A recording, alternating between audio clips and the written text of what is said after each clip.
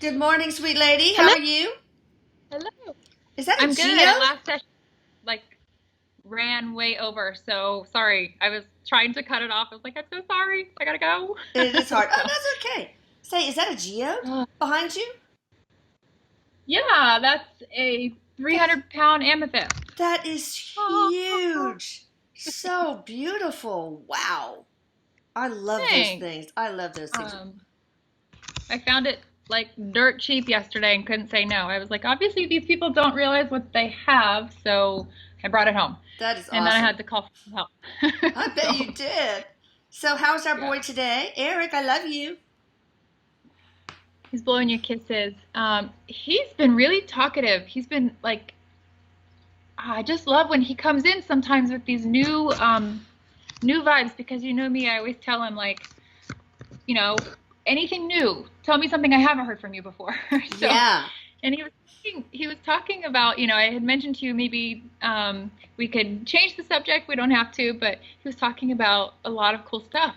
So, Oh, we can I cover it. love when he does that because his vibe changes too, and I think it's um, I don't know. It's he's really talkative, so he's here, Well, maybe we'll obviously. be able to get to that. But first, I'm going to start out with something that I think affects everybody, every human being, and that's stress, Eric. Why do we humans stress? Sometimes about the littlest things. He's like he's like scratching his head. He's like, "Oh God, it's poison. Why do we eat our own poison?" I He says. know. We eat our own Um, poison. That's exactly what it is. Why? yeah, it's like we stress, we put it out there, and in turn, it's basically like, "Yep, this is poison. I know it, and I'm going to eat it." He shows.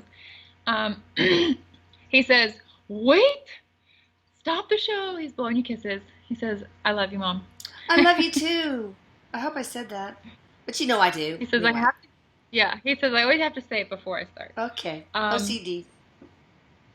yes, he says, so with stress, um, he says, Mom, the reason why people stress is because they have a thought. They create a thought, they have a thought, and then they believe it. And most of the time, the thought isn't reality. The thought isn't true, he says. Mm. But when we believe it, when we adhere to it, he's showing like sticking to it. And he goes, ew, look. And he's like showing this like glue. Ew. But when we stick to it, then it's hard to come away from it. Then it's hard to get away from stress, to de-stress almost, to unwind. And then he's like rolling his eyes. And then we got to go to like alcohol and smoke and all that other stuff to de-stress. So he says, the reason why we do it, Mom, it's habitual. It's unconsciousness. So okay, saying it's like, oh, see, I just love when he gets so passionate about something because he gets so deep. He says it's automatic, and when he's sad, he says I'm sad. It's so automatic anymore. The whole process, and I'll tell you what he means by that. He says I'm sad that it's so automatic because we're constantly in default mode. We have a thought, we believe it, and then we default to reacting to it. Mm. That's what creates stress. That's what festers that shit, he says. Mm. um, and it's an automatic response when we're not mindful of our thoughts. It's an automatic response to default to stress and anxiety. Um, but mom, he says a lot of times too, it's because people live in a box where it's they have the yeah but syndrome, and he's like, is my butt getting bigger, meaning like the yeah Ah, but syndrome. yeah. Like when you have your thoughts, you don't have to worry, you don't have to be stressful. Well, yeah, but this is going on in my life, I should worry, right? That's the natural response, that's the default. And he's like, oh, barf, he says, and he's like sticking Ah, his finger in his mouth. He says when we naturally respond. Sometimes too, mom, he says it's a collective response. It can be collective depending on what it is. Let's say, for example, it's all your coworkers and your whole computer system is about to be reformed. He says, he's funny, he's talking about why stress is contagious. Because when we have all these coworkers and they're anticipating this big change, and then one starts talking to another like, oh my God, this is going to be so stressful because all our paperwork's going to change now. So they're creating this stress, then it becomes contagious, so it's collective. Yes, energy that just sort of floats from one person to the next. Yeah, everybody's energy affects everybody else. Right, and that's what he said. Like, well, when you are around that and surrounded by it, it's hard. It can be difficult to stay away from it or like stay above it. It just takes mindfulness. When you can understand that they're creating that for themselves, you can choose to not be a part of it. Oh, hold on. Let me listen to it for just a second. He says stress and experiencing stress is unconsciousness. Knowing you have a choice is proof that you're conscious. Okay, knowing that you have a choice, meaning like, I don't have to stress about this. It might be the shittiest situation you could imagine, he says, but knowing you have a choice to respond with anxiety or just be, he goes like this and he's like, oh. He says, knowing that you have a choice is consciousness. If I can get you people to be conscious, to stay in that consciousness, we can eliminate the fear, the stress. It doesn't do us any good, does it? I mean, stressing about it doesn't solve the problem either, right? So why bother? Just surrender, let it be, and do what you can that's in your control to rectify the situation, but don't go to that emotional chaos place that causes ulcers. Right, because it's like there's even people that worry about worrying. Like they know they worry too much and they're worried about that. And that causes so much sickness. Yeah. And he says, when you know, the power of presence eliminates the fear that worry is born through, so to speak, or comes through. Is fear is like the gateway for anxiety and stress and worry. So when you stay as present as possible, there's no fear. There's no fear in that when you're conscious and when you're awake. So when you're in a stressful situation, for example, what I went through Saturday sucked terribly. There was hundreds and hundreds and hundreds of people bawling, and I mean even little kids puking because they were crying so hard. And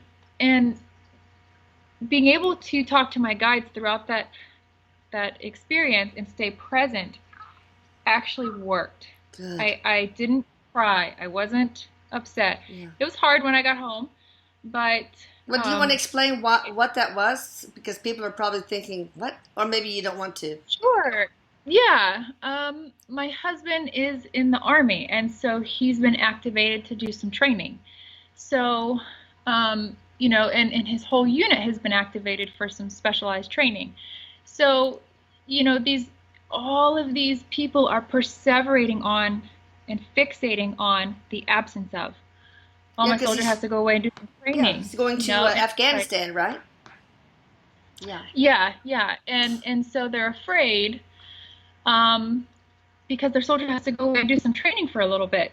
But when you really understand how you're reacting, why you're reacting that way, it's because you're unconscious. You're not in the now moment. You're anticipating all of the absences or all the loss, all the fears, all the worries. So when you practice presence, you transcend all that fear. You transmute it, rather. Yeah. And Erik is saying, you know, kind of the same thing. No matter what kind of situation you're in, if you're stressing, it's because you're not present. You're not in the now. He says, where are you? Are you in the future or the past or both?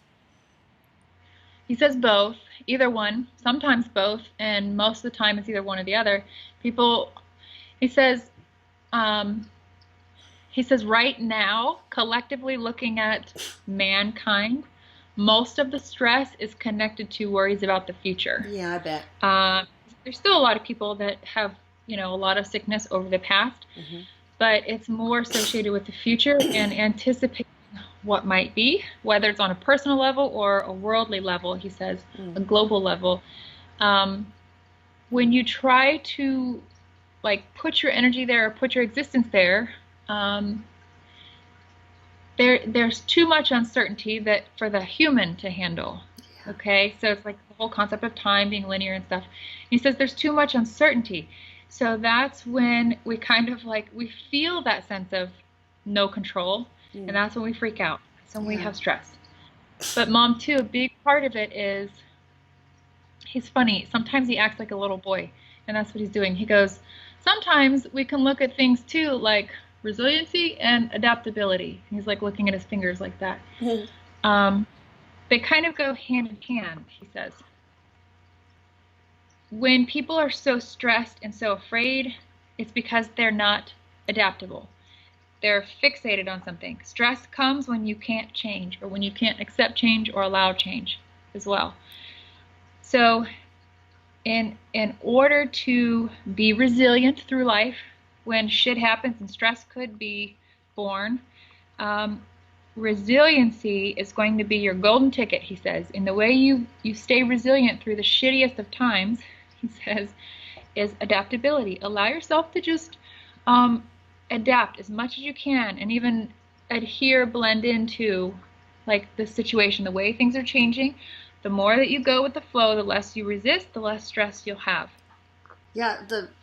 What you resist persists. What would that resiliency look like in your situation, Kim? In her situation, Eric, how would it look like for her to be resilient and adaptable? Aw, that it's. I'm gonna try not to cry. Mm. He actually looked at me. He said you're actually doing a really good job. Oh. Um, because you go through this mind battle of like just in who I am and what I do. I go through this mind battle like, am I being present? Is this a thought? And then I was like, screw it. I'm too much in my head. I'm done thinking altogether. I'm just Mm. gonna go meditate and not think at all. And that's the best thing ever to be able Good. to do that. But he says, like in my situation, resiliency, and I'm trying to teach some of the other Army wives too. And I really wish I could speak on a bigger platform about this and help That more would Army be wives. But awesome. there's That would a, really you be know, awesome. yeah, because there's so many fears that can be anticipated with this. Yeah, But sure. listen, it's going to happen regardless. That's kind of what I've been thinking to myself. It's going to happen regardless. So, he has to go do this training. It's going to happen regardless. Whatever happens while he's training happens. Either way, I can't change it, and I don't have permission to. Mm. When I relieve myself of that responsibility, Ah. stress just goes, phew. And also, what happens and what I'm seeing is interesting how people have these fears, right? Of like, okay, my husband's doing this training and he's gone for a little bit.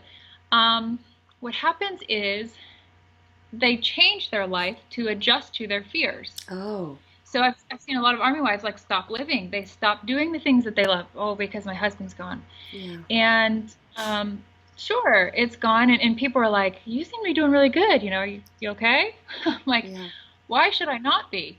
And when we stop living and do things to almost like nurture our fear Yeah. or nurture like the shitty things in our life, then of course we become identified by it.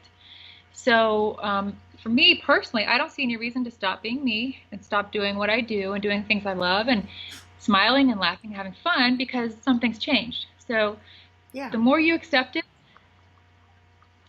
that is so weird. I swear to God. What Erik has happened? been so there's a step stool on my kitchen table, and I have no idea how the hell it got there. Oh my gosh. That is so weird. How did that get there, Eric? I swear he's been messing with my house. And Uh-oh. it's funny. because family's been coming by all week for obvious reasons, and the Yeah. lights just, I've got all these recessed lighting, and they all, it's like a light show in my kitchen. They're like, It's what comic is going relief. on? He's providing comic relief. Yes, but that's insane. Like that step stool on top of my kitchen, like right in the middle of my kitchen table. Erik, how did that get That's, up there? he's going, no. So you did it? So Oh my gosh, that's pretty amazing. let him. I'm so dumbfounded right now. I just leaned over and saw that. I'm sorry. I'm so That's dumbfounded. so But anyway, cool. um, yeah, I can't even think straight. That's so bizarre. But anyways, um, I think, just in my situation and for so many people that get to watch this video, the more that you allow, the better off you'll be, the more resilient you'll be. Because when you kick it and fight it all the way, you're just adding to your own stress. It's like one of Yeah. my closest friends, one of the army wives. Um, she didn't come to the ceremony, the big goodbye ceremony. She's avoiding all social media. She's literally like shutting in and doing like a Oh, blackout because she's scared to death. yeah, If she sees anything, it's going to make her sad. yeah, And I'm like, you are now becoming consumed and identified by your fear. And so look at why you're afraid. What does this mean? I mean, it's pretty deep for her, but when you guys do that and you shut down and you change your life to adjust to your fear, you are just creating such a big space for it to exist, he says. yeah. Um, Well, what and about, and of course, fear houses stress. well, it seems like, and I So don't know where I'm going with this, but it seems like expectations play a part in creating stress too. Like things not meeting, life not meeting our expectations, we're not meeting our own expectations, other people are not meeting our expectations, etc. And he says you don't have control over expectations. I mean, it just doesn't work. that's right. And he's showing people like gripping, like holding on like a white knuckle grip, he says, and stressing, and he's showing like people dripping in sweat. It's like, oh, these are my expectations, and if I hope it works.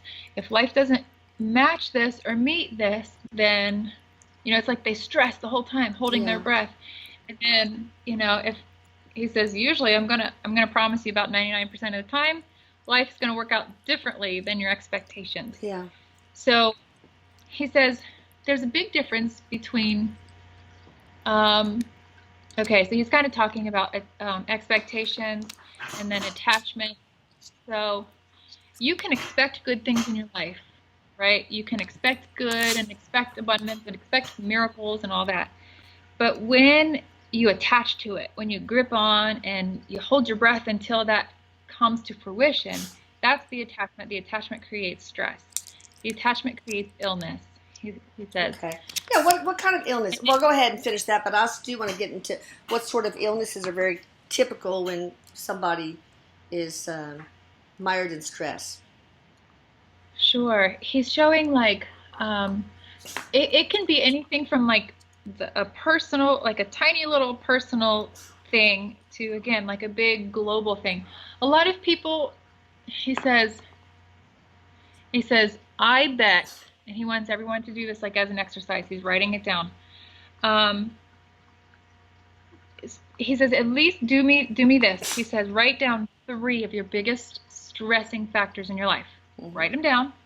Like, my job sucks, he says, or, this relationship is stressful. Now, look at what you're stressing about, and look at, is there something you can do to change it? So, when you look at what you're stressing about, can you change it right now? I bet you the answer will be no. Yeah. In the way that you're stressing, he says, I bet the answer is no. So you can always change things. He says, don't get me wrong and don't hear me wrong. You always have the power to change your reality at any given moment. That's the power being present, he says, and knowing that. But when you look at what you're stressing over, I bet that stress isn't going to change a damn thing, he says. Okay. So then, as you look at them and you write them down, then you can cross them off. Like, well, stress isn't changing anything there. I guess I better stop stressing. I guess I can stop stressing. Because ultimately, he says, especially with the president right now, a lot of people are stressing about what's changing or what's happening. And he's like, can you change it right now with that stress? Can that stress, it's like people think that, you know, throwing that stress, like pitching it like a baseball, is going to change something. It's not. Yeah. He says, I promise you it won't. And then he's talking about how, so when you continue having that stress and you stay in that vibration, there's all kinds of illnesses, Mom, especially overweight. Being overweight. Being overweight fosters a multitude. He goes like this. Oh, yeah. Heart disease and all sorts of things, yeah. High blood pressure, diabetes. Yeah.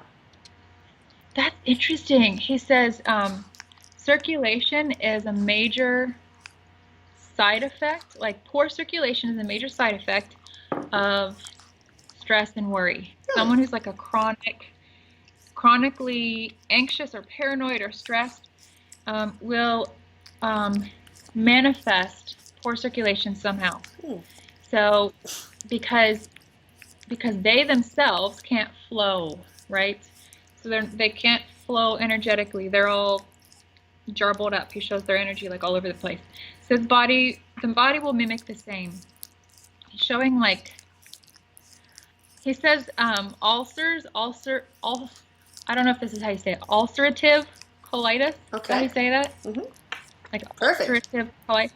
And he goes like pretty much anything with itis at the end. Oh, any kind of inflammatory. Yeah, okay. Ew, that sounded really gross. And like the images that he's showing. Oh, Erik. Especially skin things. Like he's showing psoriasis. Okay. Okay. Shingles. I think that's. I bet. Yes, shingles for sure. It looks like shingles. I didn't hear him say it, but he's showing me. Heart, like rapid heartbeat or an irregular heartbeat, arrhythmias, like tachycardia, he says. Okay. And he's showing, is there a term, this is going to sound ignorant, is there a term for like where the heart doesn't beat, but maybe it just quivers or something? Oh, yeah, like atrial fibrillation. Yeah. Okay. So that's what he's showing. Or ventricular fibrillation, which is pretty much you die. But, yeah. Oh, wow. He goes, I love how my mom's so nonchalant. Well, if you got that, you'll probably die. Yeah, that's true. But it's true. What can you do? I'm not stressing about it. Because he's showing like the heart is mimicking what your energy is doing. It's almost like, I know I should be beating. I know I should stay in the rhythm, but I'm holding my breath because I'm anxious. So then the heart sort of does the same thing instead of going in the rhythm. He is just talking. He says, and it's all about where you create your identity too. If you feel comfortable and you have an identity with like, well, I'll feel better when this contract at work goes through, then I'll be able to flow and things will be right and I'll be in the rhythm and blah blah blah. And that's an expectation right there. Until then, I'll hold my breath. Yeah. So that's where the stress is born, and then we live in that stress, and we live in that illness. Mobility issues, Mom. He goes, duh, think about it. He's like, people will manifest somehow a mobility impairment or their mobility will be compromised. Because you're paralyzed with stress or fear. Exactly. You're not moving freely because of your anxiety and your fear. He goes, don't even get me started about what paranoia will do to you, because there's like levels of stress, he says, and then one of them is paranoia, like anxiousness, and then like manic compulsive reaction or something, like people become manic and they react in a compulsive manner to situational things through stress. And then he's showing like paranoia is like the beast. It's like the mother of the worst types of stress to experience. Paranoia fosters, he's actually saying hair loss, which is really interesting, unexpected. I know stress can cause hair loss for sure, but yeah, paranoia is like you got a fear of being attacked in some way.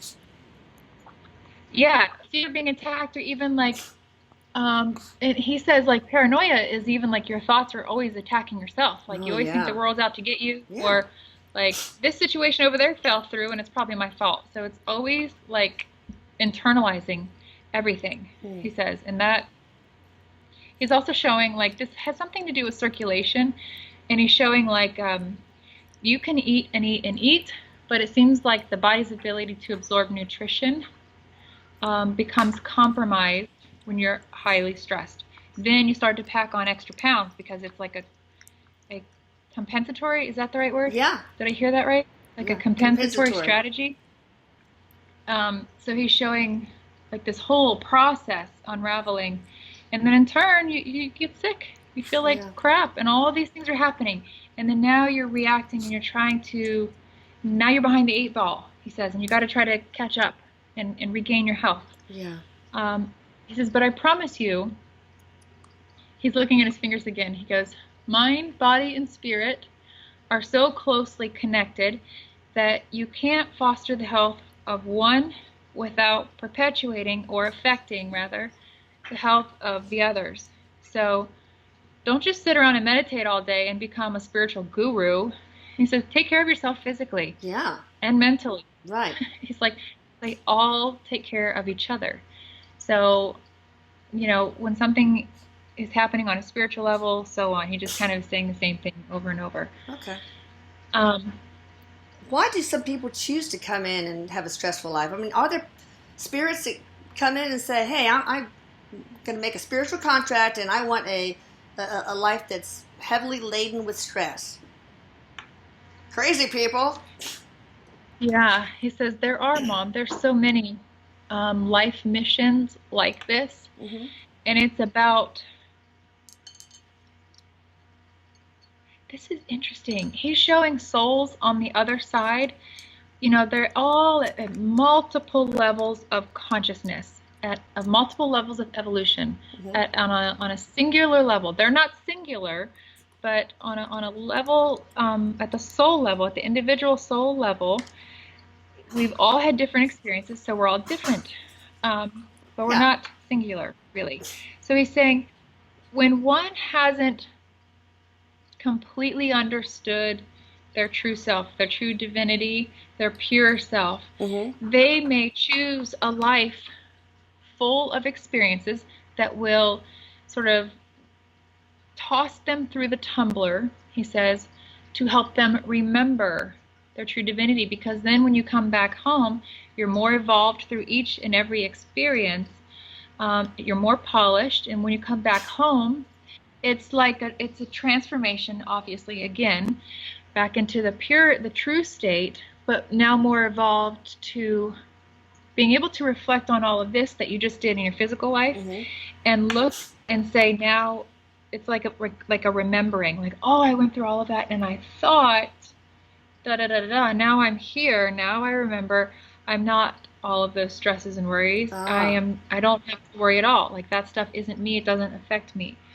So it's kind of an accelerated course, an accelerated growth process. Is that what you're saying, Erik? Yeah, yes, and it's intentional, Mom. It's always intentional. Oh. He says, I know, and he's having like complete compassion. He says, I know that so many times people will sit there and say, I would never choose this for myself. Like I've had this terrible life. I would never choose this. There's got to be some other reason. And that's just, of course, he says with deep compassion, that's the ego talking. Yeah. But the true self needs these experiences to go through, and it's like tumbling you through these to be the polished gem, diamond, whatever, on the other end. So, because truly, when we look at diamonds, he's like winking. He says a diamond can't be destroyed, right? He says it like that. So you are the diamond. So you go through this tumbling phase just to get polished up so you can remember how pretty you are, right? How pure you are. You might have been mined out and you're covered in mud, and then you go through the wash. He says, like throwing this diamond. You go through the wash, and then you remember, oh yeah, look how pure I am. Yeah. No matter what I go through, look how pure I am. So it's that polarity, so it's like, that contrast that exactly shines a light on certain aspects. It makes you remember. Yeah, right. Exactly. Yeah. And then he says, and then when you really look closely, you see all of the facets that show different parts of you, and that's even more fun, he says. Oh, yeah. So he likes the metaphor of the diamond thing. Now, you mentioned ego. Talk about how ego and stress are sort of related. He says it's the same thing. Ego is stress. Ego and stress is ego. Because as soon as you, oh boy, this is really speaking out of both sides of his mouth. Let's see here. He says, because as soon as you take responsibility for control, or as soon as you try to take control, that's ego. That creates stress. Ego So then I always wants said, to well, control, right? Ego wants to control. Is that what you're saying? Okay. right, because it's like the false sense of security. But then he says, so I said, well, what about like the power of I am? It kind of seems like it's the same thing, right? Like power of I am is unlimited. So, and he's like, yes, but I am has no expectations. What do you mean I Ego, am? For the people out there who like, might not understand. sure, when you say I am and you use that as maybe a mantra to manifest anything in your life, and you really connect to that, then you know you can create your own reality. And it's sort of, there's a responsibility in that, but there's no expectations in it. You're transparent. You're Okay. so transparent that you're not confined by these parameters. But the ego only can exist within parameters and can only operate through expectations. And So the control. ego needs, the ego is fed by, when we react and we think I'm in control, I have control, that feeds the ego. And he's saying, of course, that perpetuates stress, because now it's like we have to keep up. It's like running on a treadmill. Yeah. We have to keep running. We have to keep up with, I've got control, now I got to keep it. Because if I lose it, then oh crap, now I'm paranoid. So Yeah. it's just a sick cycle that feeds itself, he says. So the egoic state will constantly feel a sense of need or want or desire, because it's always in a state of lack. So when you stay in acceptance, there is no stress there because you accept what is.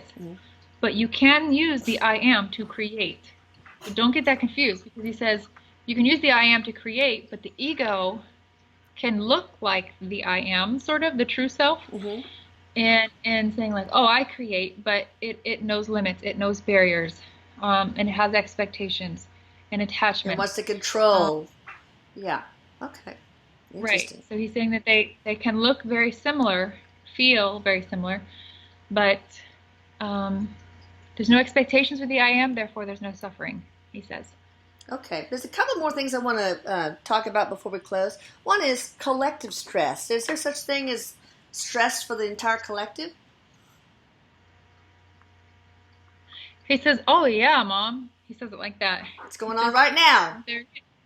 he says because he says, think of it like a blanket. So there's a universal pool of consciousness that's like a blanket, and he's showing it around the whole globe, the whole earth. And because we are all part of that pool of consciousness, we're constantly feeding into it. He's getting really deep into why we have mental illness because of this. Like sometimes our antenna is turned on and it connects, and then we pick up something from somewhere else, someone else. Oh, yeah. And then, oh gosh, now all of a sudden we're experiencing this, and this is a new feeling, and then we react and so on.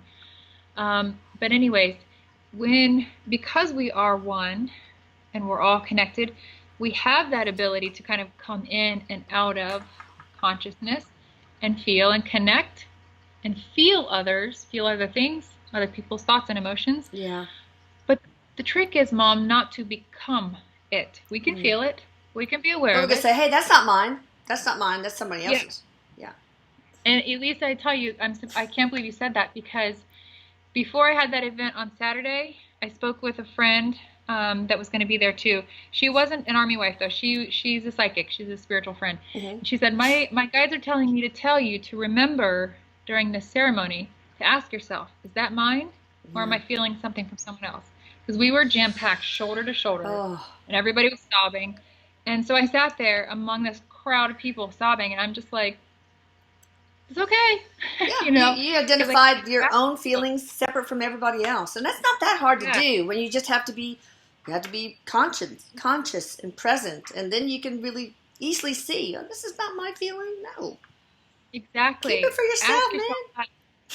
Yes, ask yourself that on a continual basis, because it's a good reset. Say, is this mine? And just having that awareness is strong enough to dissolve away from you what you're picking up from other people. So because we are one, we will feel, but we don't have to become. What can we do about collective stress?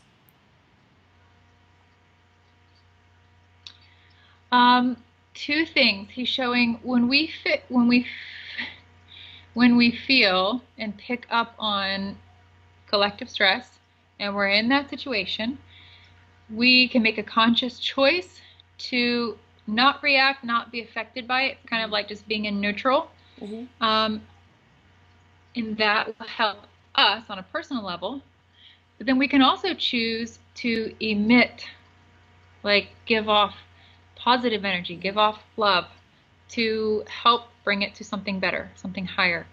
But he says you have to be brave enough, because remember what we were saying a little bit ago, that like negativity is contagious. He says, and sometime we're going to have to ask him, do a whole session on why is negativity more contagious than positivity. Oh, interesting. Because you see that people, when someone starts bitching about something, he says, someone else will chime in, and then someone else will chime in. And then if you're the odd duck out that says, well, it's really not that bad. Yeah. Look at it like this. All of them are going to look at you like, why aren't you joining in on our bitch fest? I know, really. That's funny. So it's a whole perspective shift that you have to be brave enough to introduce. Yeah. And whether you do it verbally or energetically is up to you, he says. I know that, Erik, you taught us to send white light or loving energy or whatever to the core of Mother Earth, and then let that spread out, emanate to the crust and into the souls of everybody in need, and the feet of little birds flying, everything. Just emanate it and let it heal. He's saying too, he says, I want you to think about something like this too, that you brought up the earth, and I'm looking to see, there was a spider crawling towards me, and now I don't see it. Oh no, that's scary. I'd rather see it. I saw him earlier and I was like, hey there, I'm in this place where I can't squash him anymore, but I should have taken him outside. Now I don't know where he is. Oh no. But anyway, he says, I want you to think about it like this. When you look at the trees, when you look at the earth, and when you look at the plants, look at their level of consciousness and the fact that they just are. Okay, just for a moment. So they're just in existence. They just be. That's what they do. They be. So they don't react, of course, because their consciousness is at a different level. But knowing that it is a pure state of presence. Because if you were to ask the tree, like, are we in the present? Are we now? Of course, the tree has no option to be but in the now. So he says to understand the purity of that life force, that source. So look at the earth as your source of restoration and renewal.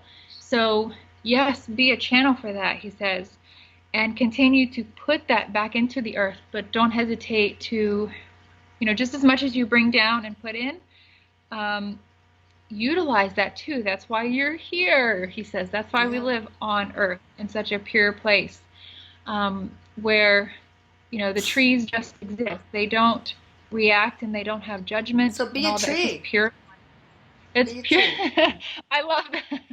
That's so funny. It's just pure life force happening, without judgment, without expectation. So it's just existence. So look at the purity of that and use that too to help yourself.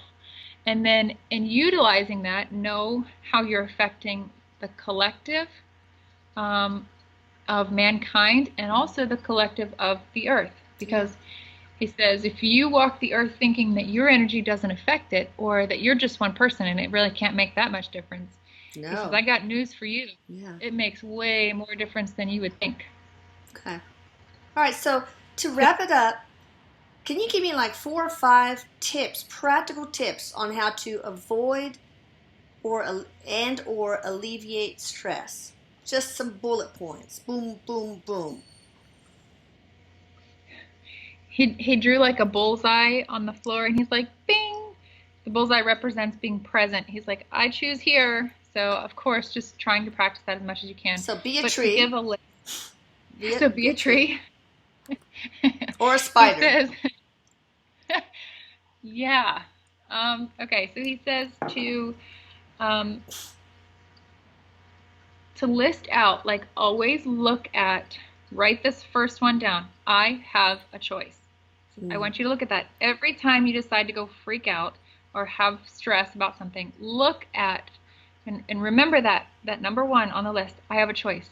I have a choice to stress, to accept, to take action, make a change. But stress doesn't change a damn thing. So remember, I have a choice. So number two, he says,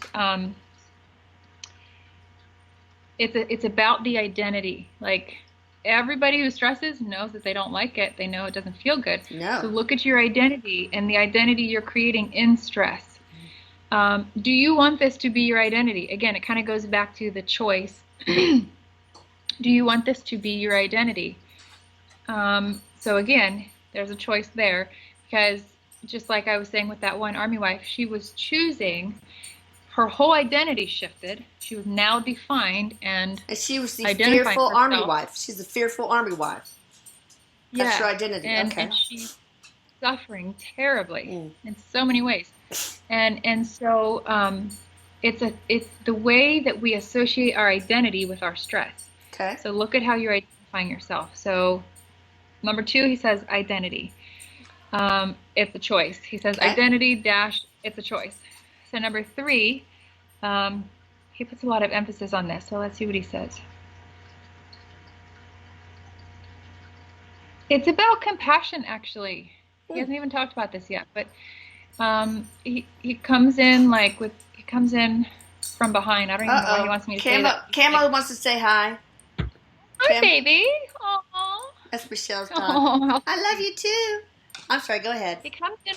Camo, you're stressing me out. You're stressing me out, Camo. And he's given a lot of compassionate energy, because he says, every time you identify stress in your life, there's that spider. I found it. At least I know where it's at. Good. You have to have compassion with yourself, he says, because if you criticize yourself for being stressed, or again, it becomes a cycle. Like you react negatively and you're angry with yourself because, oh God, I stressed again. Oh, why can't I get it right? Have compassion in everything you do with yourself, because even if you are going through the shittiest of times and you're trying to feel the emotions and get through it, have compassion with the way you're dealing with it, because compassion, he says, is like the gateway to change and adaptability, and the ability to adapt to change, rather. Because if you have compassion with yourself in it, it just goes back to resistance, he says. If you resist yourself by being critical of yourself, then you're not really fostering any kind of change that is positive for you, or that will lead to a positive life. So, for example, if an army wife is looking back like, oh my God, I can't believe I was so consumed, and I can't believe I cried, I was so stupid, it's not a big deal, whatever. If you criticize yourself like that, it's just perpetuating the stress. It's the same energy, Mom. It's kind of the same energy as resistance. Compassion is not the same energy. But compassion is more like allowing. It's more along the same energetic vibration of allowing things to be. Right. And compassion can change it. Compassion has the ability to transmute something energetically. So when you look back and you have compassion with yourself, you transmute its hold on you. Or like when fear has a grip on you, when you have compassion with it, you change its grip. You soften its grip a little bit and like, hey, back off. I'm compassionate with myself in this. Then you transmute your whole self, and that leads to, higher and higher vibrations. So practice compassion. That's number 3. Okay. So he says that completes my list. Okay. And have compassion with others too, even though you might see them struggling with their stress. Have compassion with them, even if you're in the mindset of like your stress is always chosen. Your stress is always chosen. You always have a choice, to stress or not. Either way, stress doesn't change a damn thing. So even if you know that for someone else, have compassion that they're at a different level of consciousness than you. That's true. And sometimes people are the instigators of our stress, or at least we allow them to stress us out. So sometimes if we just look at them with eyes of compassion, then they don't stress us out too much. You know, maybe they're Right. being an asshole because they're really struggling in life, or sometimes the people who Right. are hardest to love are the ones who need it the most. So if you can take those quote unquote villains in your life and look at them with compassion and try to understand, then that can minimize your stress too, and maybe theirs. He says, compassion creates unity. And when we have unity, there's no room for stress. Yeah. So he's kind of speaking on like worldly terms, but compassion creates unity. He's kind of like getting real soft. He says, I just want you guys to think about that. So compassion, however you can exercise it, and when you think you've exhausted it, there's always more. It's like a well that never runs dry, he says. That's true. Anything else, Eric, before we close? He says, nope. He says, I just like watching Kim squirm because of this spider. And he Oh says, no, and the to tell you, stool. Oh my gosh. Well, Kim, do you want to share anything with our viewers? sure. You guys know that I try to answer your call and travel to where I can meet you guys and teach you just some of the things that Erik has taught me. So the next event coming up will be in Virginia Beach, May 20th. So if you guys feel inspired to join us, I would love to have you. We're going to talk about some more practical, tangible ways for you guys to understand and achieve pure consciousness, absolute consciousness, so that you realize your own personal power. So you can find out more information about these different locations. My guides and Erik told me I need to focus on the East Coast, so I'm going to try my best. It's you guys, it's straight up, it's literal, it's the ticket sales that support the event. So I can't make it happen without you guys.